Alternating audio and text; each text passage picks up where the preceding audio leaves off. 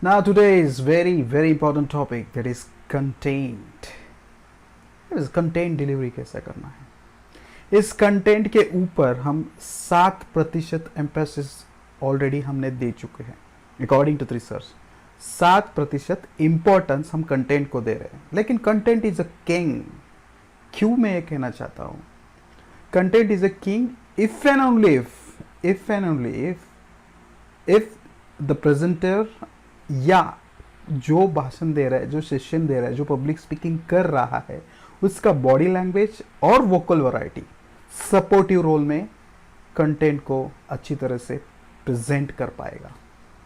Right अगर आपके दो चीज़ें अच्छी है, मतलब 55% और 38% मैंने जो वोकल वैरायटी और बॉडी लैंग्वेज को दिया है, वो दो अच्छी तरह से आपने प्रेजेंट किया, कंटेंट के ऊपर से ध्यान लोगों का नहीं हटेगा। समझ लीजिए बात को। राइट सो ये तीनों मिलकर काम करना चाहिए। Right so that is most important. देखिए मैं रियल टाइम एग्जांपल भी देता हूँ। अगर ये तीनों साथ में अच्छी तरह से काम नहीं किए तो कंटेंट के ऊपर से लोगों का ध्यान हट जाएगा। कंटेंट मतलब क्या, the data you are presenting, the PPT slides जो हम क्रिएट करते हैं और प्रेजेंट करते हैं, अगर स्लाइड्स का डेटा सामने वाले ऑडियंस नहीं देख रहे हैं, कुछ फायदा नहीं। The message you want to give to the people, if the people are not listening, mobile पे खेल रहे, इधर उधर देख रहे, आपके बॉडी लैंग्वेज को देख रहे, कुछ फायदा नहीं। So that's why these three things work together. कभी कभी क्या होता है कि आपका कंटेंट कितना भी अच्छा हो, कि आपने बहुत सारी रिसर्च करके कंटेंट को एक वेरी प्रेजेंटेबल बनाया और आपको इतना विश्वास है आपके कंटेंट पे, वो कंटेंट सुनने के बाद, कंटेंट अच्छी तरह से सुनने के बाद, पब्लिक अच्छी तरह से समझने के बाद उनको फायदा होगा, ये आपको पता है, ये आपको पता है। लेकिन पब्लिक आपका कंटेंट 101% सुनना चाहिए। That is the main target, तभी आपका गोल अचीव हो पाएगा। राइट तो कभी कभी बॉडी लैंग्वेज और वोकैब्युलरी जब सपोर्ट नहीं करते तो कंटेंट के ऊपर ध्यान हट जाता है। राइट चलिए इस पे मैं एक रियल टाइम एग्जांपल देता हूँ कि कंटेंट आपको ऑर्गेनाइज्ड रखना है। ऑर्गेनाइज मतलब क्या है, एक ऐसा ऑर्गेनाइज तरीके से रखना है कि लोगों को आपका कंटेंट देखते हुए अच्छा लगे, इन्फॉर्मेटिव लगे, कुछ ज़्यादा बड़ा पैराग्राफ नहीं लिखना है। ऑर्गेनाइज कैसे करना है, मैं आपको एक रियल टाइम एग्जांपल देता हूँ। अगर आपका कंटेंट ऑर्गेनाइज नहीं रहा तो कितनी मुश्किलात होती है। तो जब मैं बचपन में 4th या 5th स्टैंडर्ड का था, तब मैं जूडो कराटे क्लास ज्वाइन किया था। 6th-7th स्टैंडर्ड तक मैं कम से कम ऑरेंज बेल्ट तक आया था। मतलब according to the test pass, आप बेल्ट अगर बदलना है आपका कराटे खेलते समय तो आपको टेस्ट देना पड़ता है। तो वो summer, I think not summer season, rainy season था, और हमारे कराटे के टेस्ट में जो भी हमारे टीचर्स है, कराटे के टीचर्स है, उन्होंने एक टास्क दिया था हमको। 7-8 लोग थे और सभी का बेल्ट जो रहता है ना, कराटे का बेल्ट हम जो बांधते हैं, वो सभी का ऑरेंज था। ऑरेंज से ग्रीन में कन्वर्ट होने जा रहा था। जो भी लोग पास होंगे उनका ऑरेंज से ग्रीन, मतलब आप वो नेक्स्ट स्टेप में जा चुके होंगे।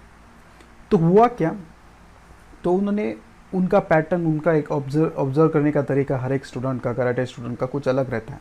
राइट तो हमको ट्रेकिंग का टास्क दिया था, पर्वत पे चढ़ाई करने का टास्क दिया था। और टास्क देते समय उन्होंने ये ध्यान दिया था कि सबको समान तरीके का बैग मिले और बैग में सेम कंटेंट मिले। कंटेंट मतलब बॉटल, पानी का बॉटल, जूस, ग्लूकोज, 7 या 8 सामान ऐसे दिए थे। सेम सामान, आई रिपीट, सेम सामान। हम प्रेजेंटेशन के हिसाब से अगर सोचे तो सेम कंटेंट, ओके, और ये सामान अपने हिसाब से आप बैग में अच्छी तरह से पैक कर लो। तो कोई लोग ने क्या किया है कि ऐसे किधर से भी पैक किया, कैसे भी डाल दिया, कैसे ही बैग के अंदर घुसा दिया, और बैग को बैलेंस तरीके से, ऑर्गेनाइज तरीके से उसमें जो सामान है भरा नहीं। तो जिन लोगों ने सामान अच्छी तरह से भरा नहीं, उन लोगों को बहुत तकलीफ हुई। सोचिए, जिन लोगों ने सामान अच्छी तरह से भरा नहीं और वो पूरा बैग लेकर चढ़ाई कर रहे हैं, तो उनको बहुत तकलीफ हुई, क्योंकि एक कंटेंट अगर ऑर्गेनाइज रहा तो वेट जो है बैग का एक तरफ झुक जाता है और आपको बहुत तकलीफ होती है ट्रेकिंग करते समय। अगर ऑर्गेनाइज्ड है, बैलेंस्ड है, तो आपको ट्रेकिंग करते वक्त कुछ प्रॉब्लम नहीं होती। यही तो मैं कहना चाहता हूँ। अगर प्रेजेंटेशन करते समय आपका कंटेंट ऑर्गेनाइज रहे तो ऑटोमेटिकली आपका कंटेंट के ऊपर ध्यान अच्छी तरह से जाएगा, प्रेजेंट अच्छी तरह से कर पाओगे और ये कंटेंट ऑडियंस ग्रास्प अच्छी तरह से करने लगेंगे, right? So there is a modern technique to organised to make your content in organised way. एक मॉडर्न टेक्निक बता रहा हूँ, that is a container method और कंटेनराइज्ड मेथड। ये टेक्निक आपको हर एक प्रेजेंटेशन में यूज करना है। So there are three containers, and the first container will be called as a research of the topic that you want to present. आपके topic के ऊपर आपको रिसर्च करना पड़ेगा, that is the container number 1. container number 2, global authority और higher credibility, इसके बारे में डिटेल में जानकारी लेंगे। Container number 3, that is personal experience.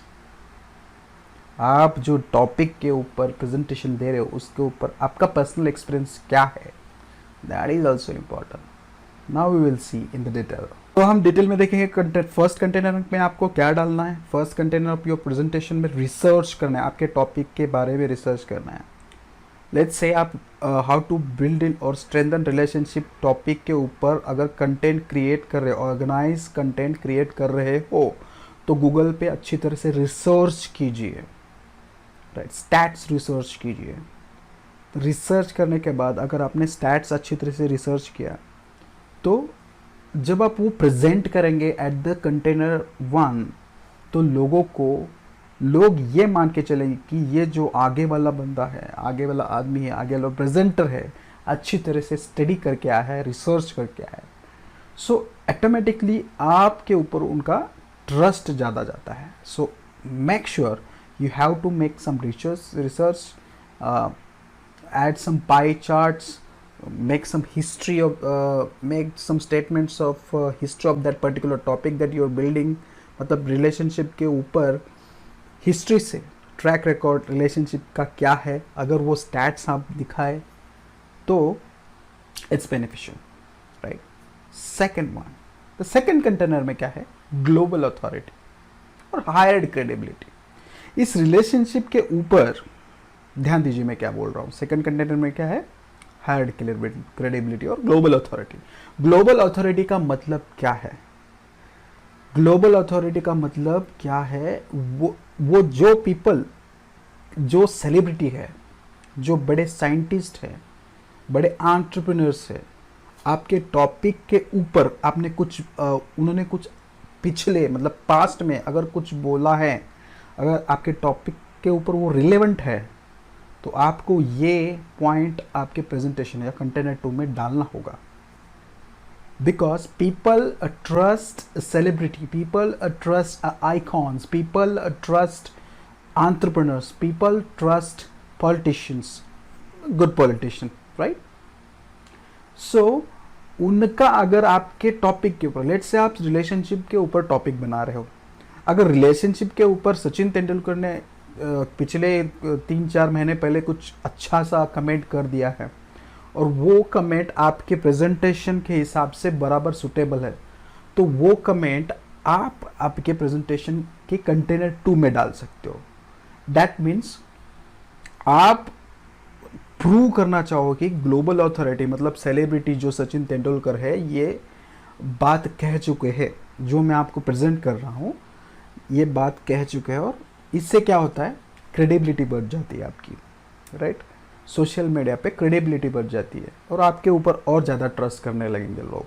This is what second container. Now the third container, that is personal experience.